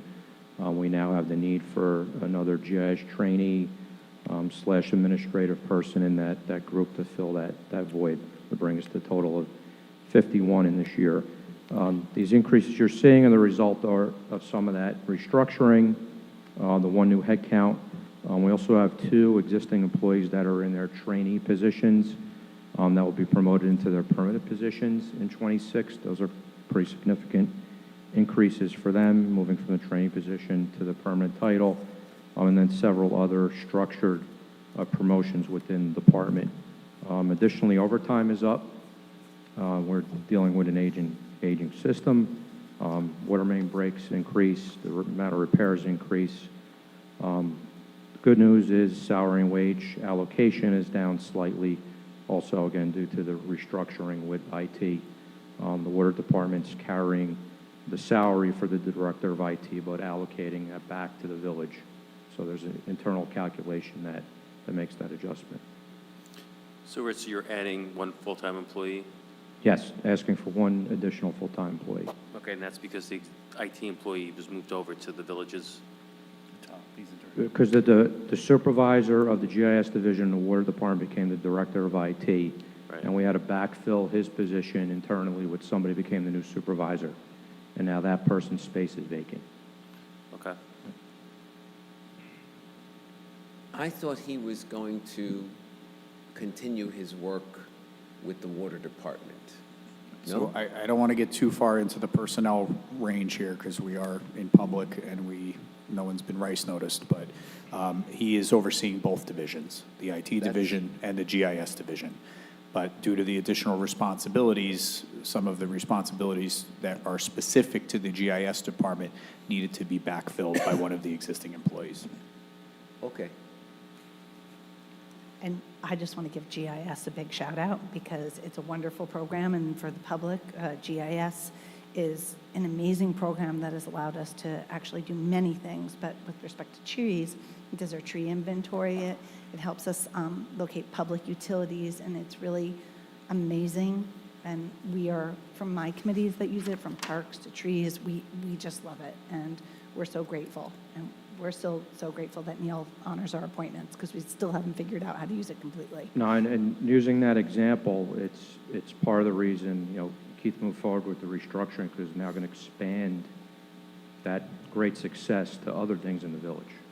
And it really helps with public safety. If anybody wants to come, any of you guys down dais here want to come and see how it's amazing, and it's got unlimited potential for public safety, for storms, for everything, and it's wonderful. I think our major initiative there, not to get too far off topic, is with our new village engineer to start to be able to plot out our sanitary collection system and our stormwater collection system in the same manner that the Ridgewood water infrastructure is mapped out through GIS.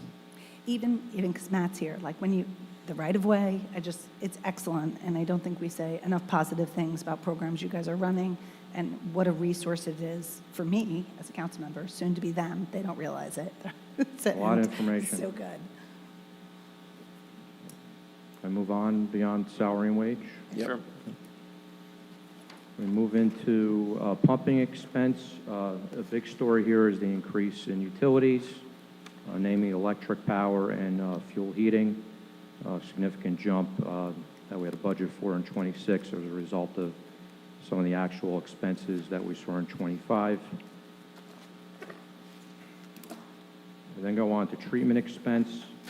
The biggest increase there is the last line purification. This is for the increase in the PFAS media. Now that we have more of the PFAS facilities online, we need to increase the amount of media that we're going to purchase for replacement that's planned for this year in 26.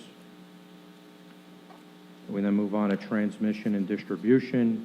The increase here is a result of the increase in repairs and replacements, Similar to what I said regard to overtime, this is providing the actual materials and all the restoration contracts that are necessary to complete that work, and the traffic control measures, when we pay the police to provide that service, that's all covered here. So that's the increase in this department here, transmission and distribution. Following that is customer accounts. That's pretty much status quo, no big change there. We then move on to administrative in general, which probably has the largest change, and this is the result of health insurance. You see a pretty significant jump there. This is to carry the health insurance for the direct employees that are in the water department, and additionally for the indirect costs for the services that are provided to the water utility by the Village of Ridgewood employees, such as the finance department, village manager's office, and other departments that assist the utility in servicing the public each and every day. We then move on to taxes. Slight increase there, as taxes going up each year. We only pay on the property, the land itself. We don't pay an assessed value on or improvements at each property. And this also includes a penny tax that we pay to the state on every 1,000 gallons that are billed to the customers in the system. Source of supply, that's our cost to purchase water. That's also status quo, no big change there as the result of our negotiations with the new Hawthorne contract, and that's kept that line pretty steady. Statutory expense increases just going along with the, increases for pension, Social Security, result of the added headcount. PAYGO, capital expense, down payment for debt. This is the budget in case Bob finds that the calculations this year prove that the utility is not liquid. There's then the requirement to put down a down payment on our debt, where in prior years we didn't have to provide that. This is all the result of the large capital expense for PFAS that has brought us to this point. And then PAYGO capital, this is capital expense that we fund through the operating budget rather than bond and borrow for. This is namely smaller capital items that all have a life over 5 years, such things like a hydrant, valve, all our meters that we replace in the homes, other administrative IT equipment, lab equipment, construction equipment, anything that's small enough that wouldn't make sense to bond and borrow for. When we move on to debt service, debt service this year is pretty much holding the line. We are not seeing the large part of the iBank principal and interest as we have not closed on any of those loans to the point where they're in permanent financing. We are budgeting $400,000 in case one or two projects do move into permanent financing by the end of this year. I anticipate the majority of this will be in 27 because the iBank floats short-term money to us, and we don't pay any of the interest until we finish the actual project and close out the contractor. So this is going to balloon, as some of you may remember from last year. It's coming. Next year is probably the year. The final sheet, this sums everything up, looking at $26.7 million water budget. It's about a 9% increase over the prior year. And we're looking to pay for that, again, utilizing surplus, about $3.8 million of surplus. Anticipating water rents based on our current rates of about $20 million, another $182,000 in hydrant service. That's the fees that all the towns pay us for the hydrants, for their use. Miscellaneous revenues, which include our cell tower rents, revenues we collect for shutting off water, turning water back on, new connections, on about $1.7 million. And then the result of the increase in rents, which I'll summarize after this, the volume rate, we're expecting an additional $516,000 this year. The fixed charge or facilities charge, $142,000, and an increase in the PFAS treatment charge of $183,000. What that means in real terms, the facilities charge and the volume rate, we're proposing an 8% increase. The volume rate will go from $6.39 to $6.90 per 1,000 gallons. The facilities charge, which is the flat fee or fixed charge for our smallest meter size, which is the majority in our system, 5/8-inch meter, goes from $35.95 a quarter to $38.95 a quarter. And the PFAS treatment charge goes from $37.07 to $40.78 per quarter. And that concludes operating budget. So this is an 8% rate increase. When you bring in the PFAS treatment charge, the average ratepayer uses 7,000 gallons per month. We'll see an overall annual increase of $87.52. Okay, that's on your typical sort of single-family home. Yes, with about 4 occupants, no irrigation. Okay, and the PFAS surplus, the PFAS fee, when does that go away? So, under the advice of our attorney, I probably shouldn't answer that question. Not the village attorney, but the attorney in our PFAS case. Fair enough. Because we are still waiting to get answers on, the future of our legal suit against the manufacturer. You had me at council's advice, so we're good. Yeah, but news to come soon. Good. Other questions? No, I did Rick? want to just say a little story and a thank you. So I have a family member who lives out of district but uses Ridgewood water, and I would say 2 to 3 years ago the communication was and now it's so good. And I get the newsletter and I read it, and there's really engagement. And again, with the elderly community and moving them online away from the landline numbers, it's the partnership with Wyckoff and the other communities has been so great. And even as a general reader or like a family member of somebody who's reading it, people are saying really great things. So I think in addition to the water, you're taking a lot of information and engaging a lot of people and making them feel really good about what you're doing. So I just wanted to say thank you for that, because I know it doesn't have to do with water, but there's always the presentation, and it's nice to hear nice things, especially from neighboring towns. Thank you, we appreciate that, and it's the support that we get from the manager's office and all of you. In addition to that, it's the 50 people that work in the water department. They're the face of the utility.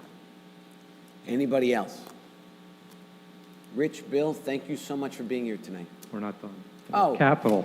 That's right. Yeah, I try and avoid your capital budget because well. Bill's going to drive this one. I don't know if you've gotten the revised version. No, Olivia? All right.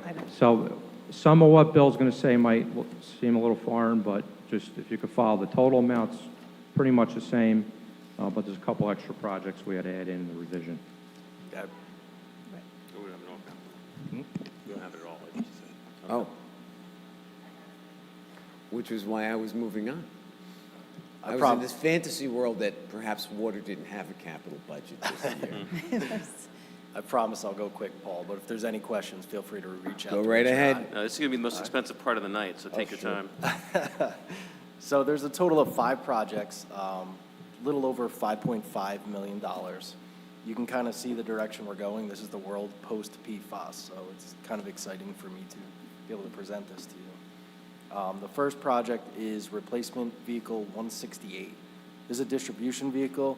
It's replacing a single-axle truck. It spends more time in the garage than it does on the road. It's a 2014 International, and we're looking at about $234,000 for that. How much, I'm sorry? $234,000. And what type of truck is this? This is a single axle. Oh, this is like a work, okay. Yeah, never mind. so it's Yeah. in between a mason dump and a tri-axle. Okay. It's kind of the in-between of those.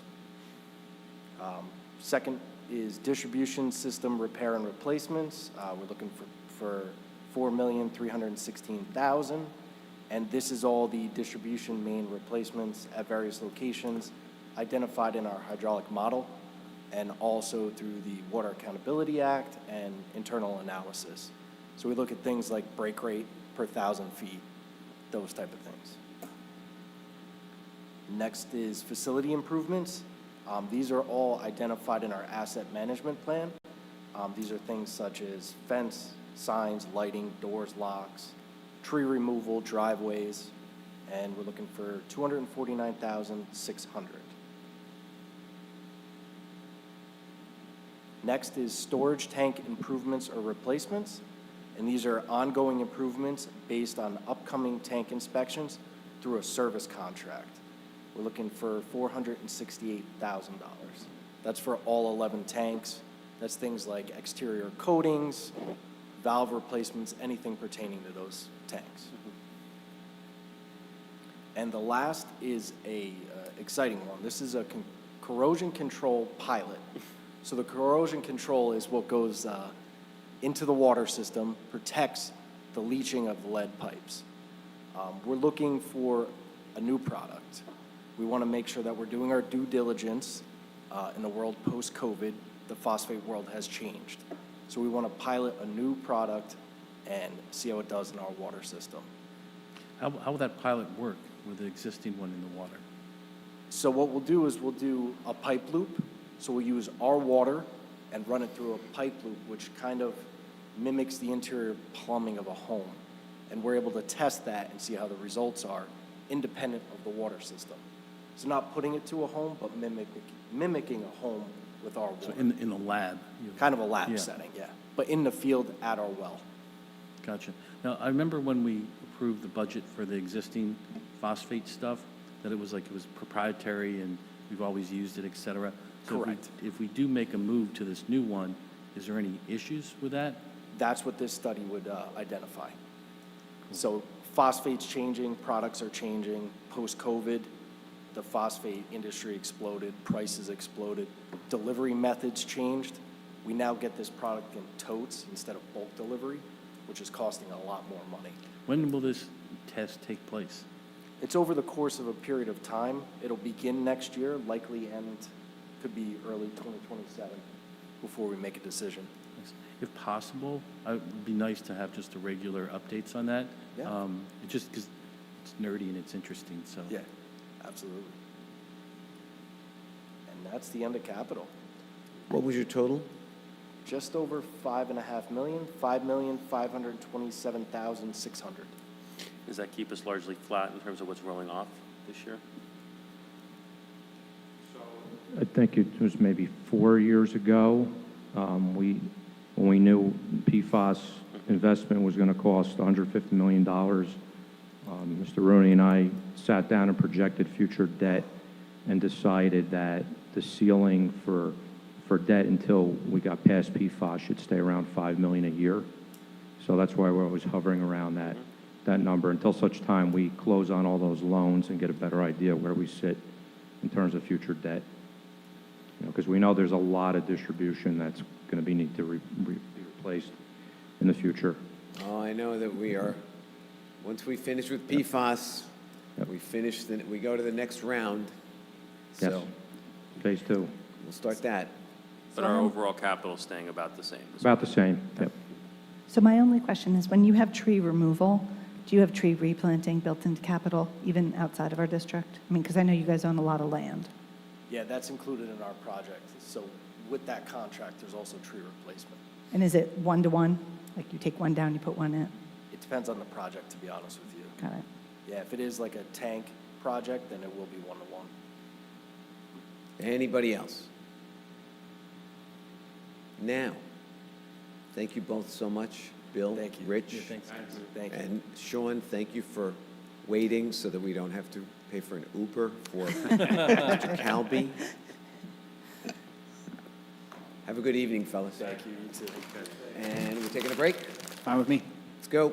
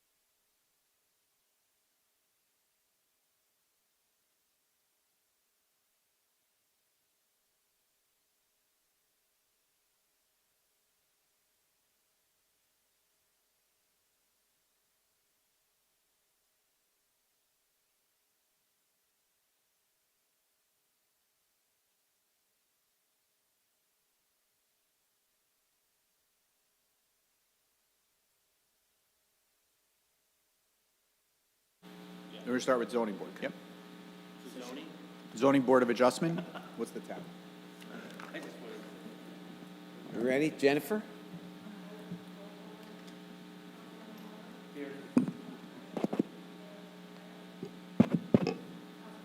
Here. Here. Here. Let's pick it up. Keith? Okay, so Mayor, we're going to move to the Board of Adjustment, which I'm going to present tonight. If you look at the Board of Adjustment, we do not have any salaries and wages except for the other pay line item, which we're not requesting this year. We requested in prior years. All of the staffing for this, which is a singular employee, is on the building department, on the planning board budget. So there's no salaries and wages. On the legal advertising, that's going to remain the same. Other professional services, if you want to click on that tab, there are some increases relative to that, and that is primarily for the professional services of our municipal planner, who, as you know, we've been working with quite closely, especially on our affordable housing obligation. So there is an adjustment due to that. We are looking at the possibility of moving some of this appropriation or this requested appropriation over to the Affordable Housing Trust Fund, and Bob and Olivia are working on determining what that adjustment should look like based on what's on the affordable side and what she's handled regarding other matters. So just like Kirsty, why didn't we budget that $96,000 last year if it was for the planner? I mean, we obviously knew we were going to have to deal with the affordable housing stuff this past year. So I think this has more to do with planning out where we're going to go from here forward with affordable housing. I think at this point last year, we knew that we had an obligation to adopt the plan within the prescribed timeframe.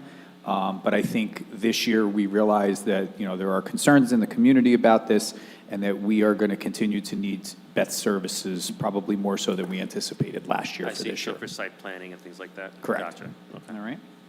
So that's the big increase. And again, that $60,000 request is likely to be reduced as we move through this process based on what we can charge back to the Affordable Housing Trust Fund.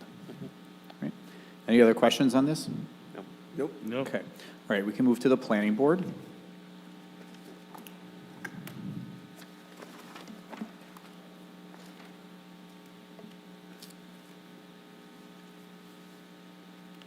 And on the Planning Board, again, we have one employee that's a contractually obligated cost of living adjustment. We also have a nominal amount of money budgeted for overtime if there's a need for any type of special meeting or after-hours work. Legal advertising, we were actually able to reduce that, as Heather spoke about at her budget presentation. Some of the changes that are being made to be able to do our legal notices online on our website rather than through paid media. That reflects that number. We have line item 28, which I would like to call your attention to. This is also an adjustment from last year with regard to professional planning consultant services. Again, this one has the potential to be reduced as well. Legal services for the board have actually been reduced because there has been less meetings when it comes to the planning board in 2025. On this line, is the professional planning consultant the same as for the zoning? Yes. Yes. So there's two professional planners that we use. One is Beth McManus. She is dealing primarily with our affordable housing, but she does do some conflict work. And then at the last council meeting, the village council John Barry. onboarded John Barry. Yep. So he handles primarily all of the applications that come before the planning board Cool. I relative just to was that as curious well. if that was- I mean, Thank you. And, I know that, we brought back on Jan Barry, but somebody's been doing this work for the last year or two. We didn't allocate money here as well last year. Now we're allocating a bunch more money this year. I'm just wondering why it's changing so much from year to year. I mean, it's like a $200,000 swing between the two. I do know that the planning board wasn't meeting as frequently. Zoning was meeting much more. So without Pam here, because There's also two pieces of litigation. One was decided this week regarding a contested zoning board application. This goes back to the prior budget that we discussed. That ruling came down from the Superior Court judge siding with the plaintiff. So we did at one point anticipate that we might need additional planning services if that case was decided in favor of the village and there was an appeal. So again, that $60,000 that's appropriated in the zoning board budget is going to be adjusted accordingly in light of that turn of events as well. So I'm just wondering why we didn't budget for any of the stuff last year, but we're budgeting for it this year. Go ahead. Yeah,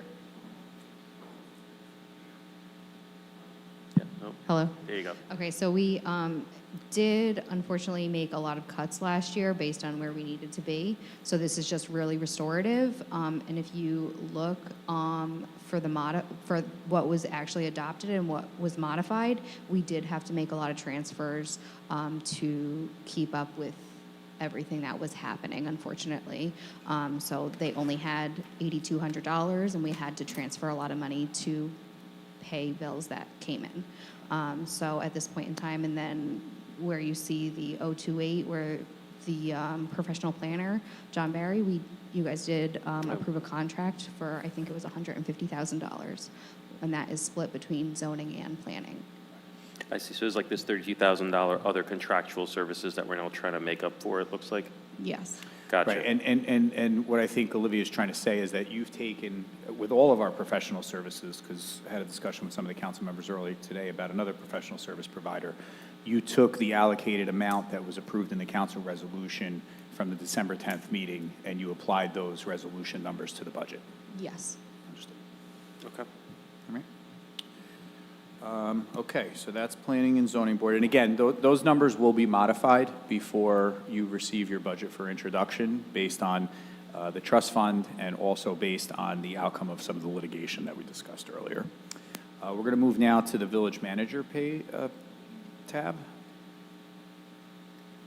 Would that be under Keith? Actually, it's under Casmark on my, in my folder. There it is.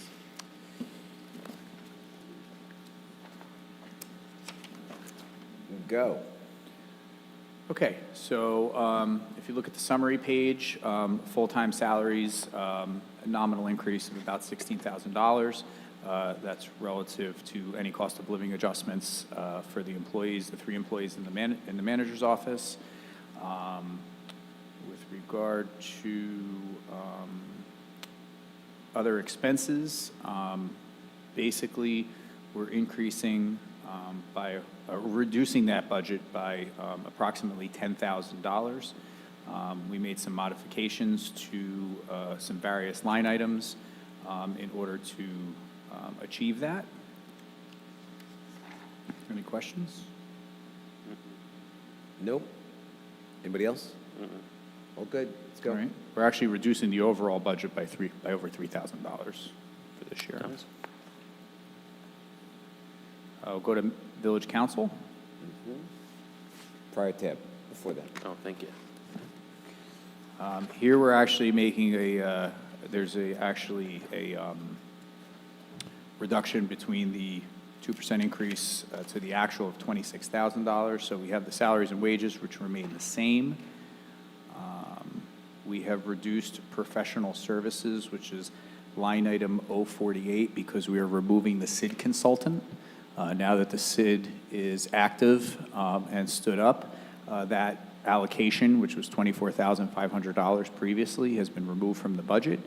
So the only professional services provider that is in that line item is our grant writer, and they've kept their rate the same as 2025, $39,600. Other than that, status quo. So our budget became in less than what we did last year. We get like a gold star. Great job, guys. Yeah. Head count was the same. Same flat? Evan, Head just so you count's know. the same. Yep. I will tell you that I am going to ask to address the village attorney's budget on Monday night at our next meeting. There have been some expenses that were budgeted for, specifically when it comes to the labor attorney, and when it comes to some of our outside counsel matters that I need to get some more clarity on. So I'm going to ask Olivia to add the village attorney's budget back to the agenda in coordination with Heather's office for Monday night. Good. All right. Next. And with that, that wraps up my section. So the last section tonight is Mr. Rooney. So Bob, if you want to address the finance department, the tax collector, and the parking utility. And I just want to make mention that with regard to the parking utility, as mentioned earlier, we do not have all of the revenues finalized yet, so we'll just be talking about the appropriation side when it comes to that utility. Bob? Thank you. Finance Department, the salaries and wages are primarily flat. Increase for full-time is contractual. Slight increase in overtime anticipated, trying to meet our financial statement deadlines. Other expense is less than what we anticipated, a 2% goal. There isn't much in there. We've eliminated the penetration testing this year. I've kept some items in there for possible testing in 2026. And also the professional services related to our time and attendance fluctuates depending on headcount. So this is anticipating slight headcount charge by Pride Point. So other than that, there isn't anything exciting here. Any questions? I just had one question, Bob. On 01212, the intern, do you guys have a finance intern? So we have a person that comes in who actually is the relative of one of my employees, and he's a senior in high school who's also participating as a math major in Bergen Community College, getting credit. So this is ideal for him. He's outstanding, does a great job in working with us. But I do not have an intern. I have in the past, just haven't had anybody show an interest in the past couple of years. I love it. You know I love an intern, so that's just great. I was unaware. So in summary, on the finance administration budget, we're actually just over $1,300 less than a 2% increase for 2026. Great. This is good. Next. Tax collector. Just open it. Tax collector, the salaries are all contractual, slight increase from last year.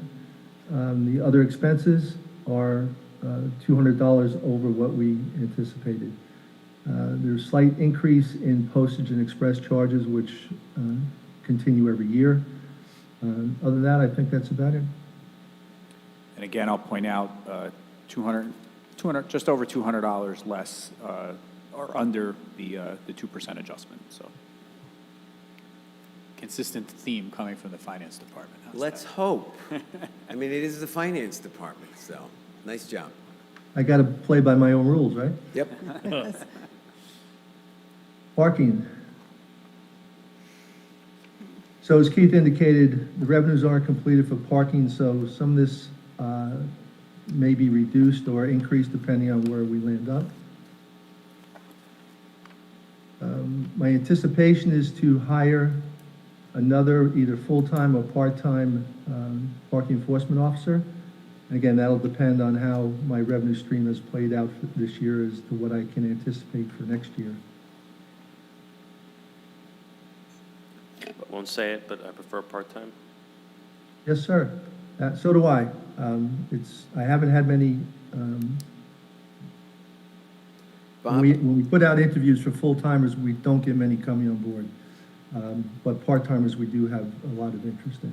There is a significant increase, at least as I see it, from the 2025 actual to the 26 budget request on the total. Can you walk us through that? For salaries and wages, or, I'm sorry? Nope, total budget, Grand 2.5 to 2.9. Okay, so that would have to be down at the other expense line. The Just bear with me one second. PDFs move around. The big So- increase is the debt service. Right, so debt service is, the bonds as they get older in maturities, the principal starts going up and the interest is pretty much static. So that's that's the cause of that fluctuation. Well, that's 100. So you got statutory expenditures, you got 10,000 in there, right? I'm sorry, 10,000 what? Statutory. Statutory expenditures, Yeah, I'm just trying to Right. find the $400,000, and you've Okay. found 100 And- so far. and the other expenses, as far as the actual, is all the expenditures are not yet filtered through here for parking. We still do allocations, we have other charges that come through here, so that's part of the difference in the actual. Is that primarily in 029, 030? Yes, sir. So that 190,777 is not with all the bills paid, essentially, for 2025. Got That's it. correct. Got it. Because that makes up for almost 200 right there. Okay, I see the rest. I'm good. Okay. Thank you. You're welcome. Any Anybody questions? else? No, I just wanted to take a brief minute to say thank you. The budget is so much better than the first year for a lot of reasons, but thank you for all the work that goes into presenting this to all of us, and Olivia and everybody who makes it easy for us. And I'm very grateful that you're here and you help us with this. So thank you to you and your department. So Thank you. Mayor, I just want to first thank the council for your indulgence in allowing us to modify the schedule tonight and allow our blue-collar workers who were scheduled to be with us tonight to come in on Monday once they're rested up after the storm, which brings me to our next meeting, which is Monday, February 2nd. Again, a 5 o'clock start. We will start off with our signal division, water pollution control facility, fleet, streets, and yard waste, engineering division. We'll talk about the utilities, which falls under public works, and then we'll close with emergency management. And that will conclude our director budget presentations. However, that night, we're also going to address capital funds, debt service, deferred charges, shared service agreements, revenues in the current fund, salary and accumulated leave, staff levels, which we've addressed actually during each budget hearing, surplus and current fund, and our trust fund balances. So we're going to allocate some time at the conclusion of that meeting, after meeting with the blue-collar folks and emergency management, to address those issues. And then our final budget meeting will be on Monday, February 9th, where we will discuss our final capital budget and the overall tax rate and the impact that this year's budget will have on our residents. Good. Anybody have any questions? We will entertain a motion to adjourn. You got to open public comment, Mayor. Oh, thank you very much. My mistake. Let's go back to public comment. There's no one in the audience. No one on Zoom. No one on Zoom. I gave my cell number out before. I will give it out again, just in the event that anybody has a question. It is, if you, and I apologize for any technical difficulties you may be having, if you are having them, you can reach us at 201-755-6465 if you have a question or a comment.